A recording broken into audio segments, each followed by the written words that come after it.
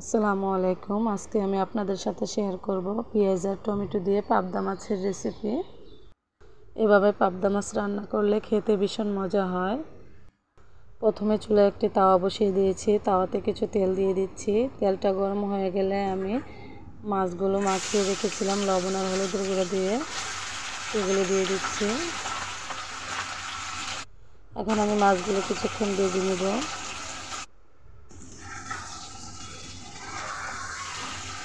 মাছগুলো আমি বেশিক্ষণ ভাজবো না, অল্প কিছুক্ষণ ভেজে নিব। যেহেতু পাবদা মাছটা বেশিক্ষণ ভাজলে খেতে ভালো লাগে না, এর জন্য।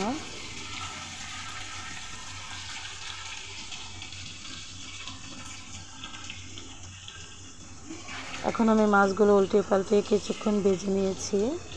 এখন আমি চুলা থেকে উঠিয়ে নিব মাছগুলো।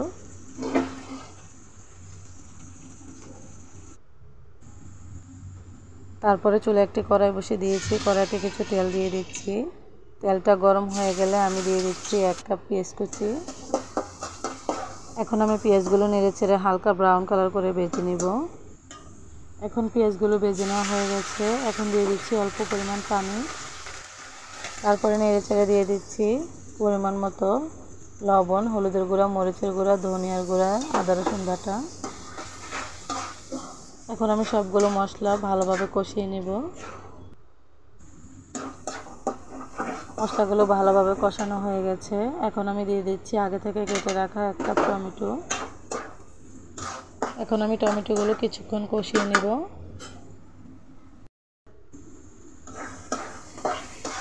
টমেটোগুলো কিছুক্ষণ কষিয়ে নেওয়া হয়ে গেছে। এখন আমি দিয়ে দিচ্ছি পরিমাণ মতো পানি।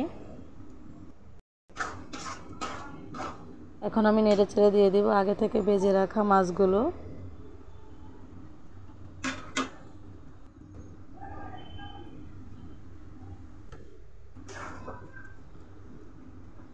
এখন আমি নেড়েচেড়ে নিব।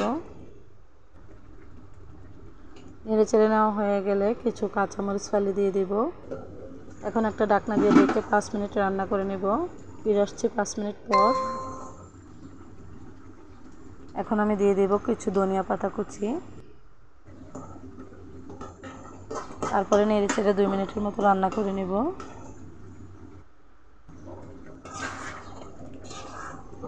এখন আমার মাছ রান্নাটা হয়ে গেছে।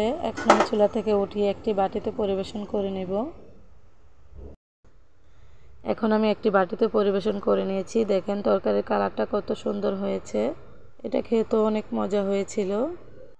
আমার রেসিপিটি ভালো লাগলে অবশ্যই লাইক, কমেন্ট এবং শেয়ার করে দিবেন। আজ এই পর্যন্তই। সবাই ভালো থাকবেন, সুস্থ থাকবেন। আল্লাহ হাফেজ।